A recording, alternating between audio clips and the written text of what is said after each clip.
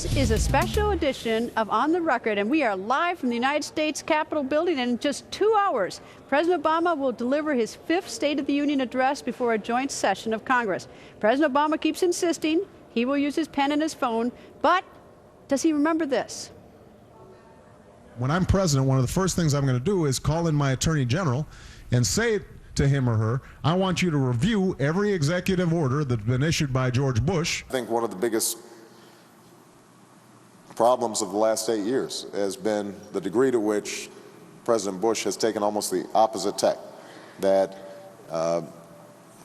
secrecy and concentrations of power in the Oval Office and a disdain to some degree for public opinion has left the American people feeling like they have no influence over their government. I taught the Constitution for 10 years. I believe in the Constitution, and I will obey the Constitution of the United States. We're not going to use signing statements as a way of doing an end run around Congress. All right? But is President Obama singing a different tune now? I've got a pen and I've got a phone. And I can use that pen to sign executive orders. Where I can act on my own without Congress, I'm going to do so. But I'm also going to act on my own if Congress is deadlocked. I've got a pen and I've got a phone, and that's all I need. House Majority Whip Kevin McCarthy joins us. Nice to see you, sir. Nice to be here. Any thought about the president when he was a senator? He had a little different view, apparently, than he does now about the power of the presidency or when the president should use the executive order.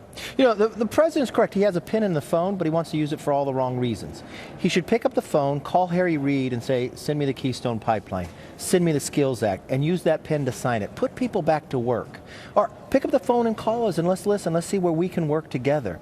This idea that he can go around everybody, he may have a pen and a phone, but we have the Constitution that we've developed this country under, and he can't go around it. But nothing happens. I mean, as a practical matter, he does have a pen and a phone, and he can do it, and there's not a whole lot that either, I don't know if you can do, or that you Republicans are doing. Well, there's a lot of different things that we can do. I mean, first, for the thing that we can do as members of Congress, do what we're supposed to do. Put this country back to work. And you know, there are 160 bills, even more than that, that we have passed last year that sit over in Harry Reid. But so what do you do? I mean, that's the way it is. It goes over to the Senate. Your bills, likewise, when Senate bills go over to the House, do they go over to the other side? If they come over to the House, we look at them. Do you vote on every single bill that comes over from the Senate? No, but think about what the Constitution says. The House passes some, the Senate passes some, and you go to conference. Just what we're doing this week. Just came back conference on a farm bill. We came back in a budget agreement. We came back in funding of appropriations. That's how you legislate. But this president thinks he's going to go around people. That's what he complained as a candidate, and now he's taking to a whole new extreme level. So what do you do? Well, we could do a couple different things. One, you have the different branches that we can go to court, which we've done before, and we've been successful. I think you'll find that we will. We also are going on retreat this weekend, and you'll find, as Republicans together, we will sit, we will hone, we will find, is there something legislative we can do to protect all Americans, to live under that Constitution, a republic, that you don't have an imperial presidency. Not only about this president, but any president that goes before them. You have a check and balance system here. The people are the ones that have the power in Lincoln. All right, the president may talk tonight in about an hour and a half on immigration. Is there an appetite for immigration reform with House Republicans? Look, we know the system is broken. If you do nothing, it'll continue to have a problem. You have to do something about immigration reform. We are looking, we're going on retreat, find out where we can have our standards to build, to make sure our borders are secure, that if we educate these new engineers, that we're not sending them to another country to compete against us. There are things that can be done. Is the border secure? Is that sort of the drop-dead issue with the Republican vote? I mean, that's got to come first? Well, if you don't secure the border, how are you going to solve any of the problems? I'm only thinking... These are the promises that were made in the last immigration bill in the 80s, and it never happened. Why don't you, if you're digging yourself in the hole, first thing, stop digging. So secure the borders. Make a system that actually works. 42% of everyone that's here illegally came here legally on a visa. Reform the visa program. I just want to make sure I'm clear that is the issue, that unless the Democrats agreed to secure the borders first, there will be no immigration reform bill. There's no reason. If you're not securing the border, you're going to continue to have the problem. Secure the border. Make sure the visa program works as you go forward. We have a chain migration. That's not the way for immigration to go through. You've got to change that. You've got to make a system that actually works. We are a country of immigrants and a country of law, and we can find a solution to this. Congressman, thank you very much for joining us. I know that your wife and son are going to be over there with you watching the State of the Union. My daughter, too. And your daughter, too, indeed. Anyway, nice to see you, sir. Thanks for having me. And House Minority Leader Nancy Pelosi will be here in a few minutes. We're going to ask her about the president's use of executive orders. And has President Obama given up? 5 years ago, the president came into office insisting he wanted to change the way Washington does business. But now, 5 years later, listen to what President Obama's former press secretary, Robert Gibbs, says. Ability to change Washington, I think, is something that that long ago the White House sort of stopped trying to do, and whether or not that's a good thing, we'll look back on history.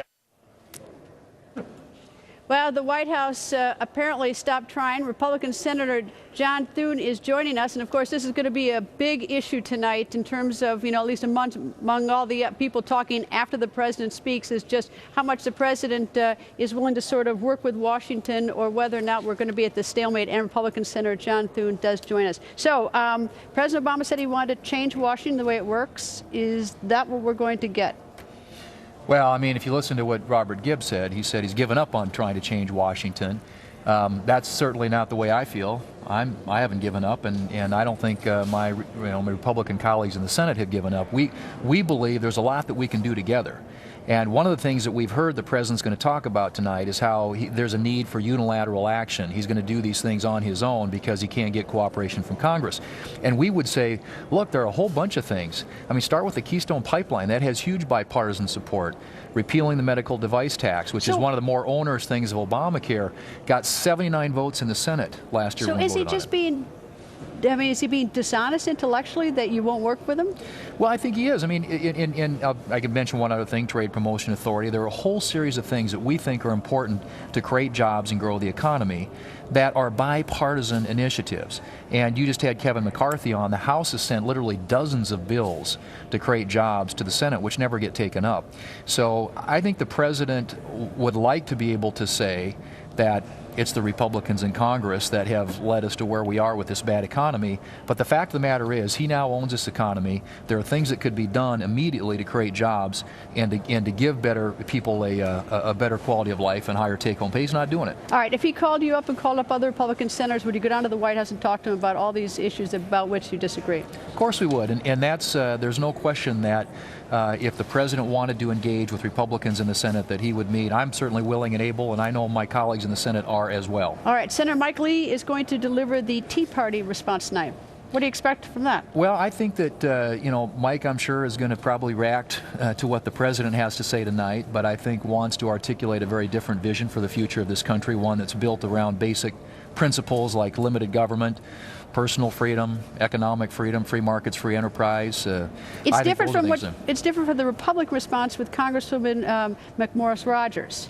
And so is there a little difficulty within sort of the Republicans how you sort of, if you work with the president, you sort of have to get together in the same team? Well, I think we are a part of the same team. It's the same coalition. And, obviously we have different voices within that coalition who emphasize might be different issues at any particular time.